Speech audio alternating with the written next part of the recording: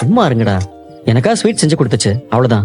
என்னங்கப்பா? எனக்கு வாயெல்லாம் கசக்குது, எனக்கு வேண்டாம். அவருக்கு தான் காய்ச்சல் இருக்குல்ல, ஸ்வீட் வேண்டாம். சரிம்மா, நான் வெளியே போறேன். எனக்கு இந்த ஃபேன் காத்து ஒத்துக்கிடாது. வெளியில தான் குளிரும். அது இயற்கை காத்து, நம்ம உடம்பு ஒண்ணும் பண்ணாது. ஆனா இந்த ஃபேன் தான் நம்மள கோளாறு பண்ணிடும். சரி, நான் வெளியே போய் உட்கார்றேன். அந்த வெண்ணி இருக்குல்ல, அதை மட்டும் கொடு. இந்தப்பா, நீ சாப்பிடு. ஆ? என்ன ஸ்வீட்னா அது? ரசகுல்லாடா. ரசகுல்லா நல்லா இருக்குமே. பாண்டி, நீ எடுத்துக்கூடா. டேய், இல்ல குடு. ஏண்டா சந்தான்னு சொல்லும் போது அண்ணன் முகத்துல ஒரு ஒளிய பாத்தியா? டேய், நீ வேற குடுறா. இல்ல இந்தப்பா, நீ சாப்பிடு. சொல்றா. டேய், இங்க வாடா, எடுத்துக்கோ. இந்த வரேண்ணே. நல்லா இருக்குண்ணா. அண்ணா டெய்லி சந்தா வீட்டுக்கு போயிட்டு தான் வரி. நான் எங்கடா தினமும் அவங்க வீட்டுக்கு போறேன். அந்த பொண்ணு தான் இன்னைக்கு இதை கொடுக்கறதுக்கு சைட்டுக்கு வந்துச்சு. ஓ சைட்டுக்கே வந்துருச்சா? ஆ. சரி சரி. அதான் ராத்திரி நேரத்துல வந்தது. எப்படி தனியா போகும் தான் நான் கொண்டு போய் சைக்கிள்ல விட்டு வந்தேன். அவ்வளவுதான். ஓஹோ, அப்ப கதை அப்படி போதா? ஏண்டா, வீட்டுல கொண்டு போய் விடக்கூடாதா? அந்த பொண்ணு பாதுகாப்பா வீட்டுக்கு போக வேண்டாமா? பாஷை தெரியாத ஊர் வேற பாவம். ஆமா ஆமா ஆமா, பாதுகாப்பு முக்கியம்ல, ரொம்ப முக்கியம். டேய், போன்லாம் வர ஆரம்பிச்சிருச்சு.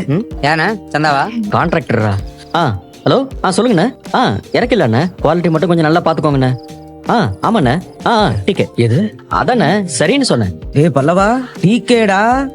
டீக்கேண்ணா.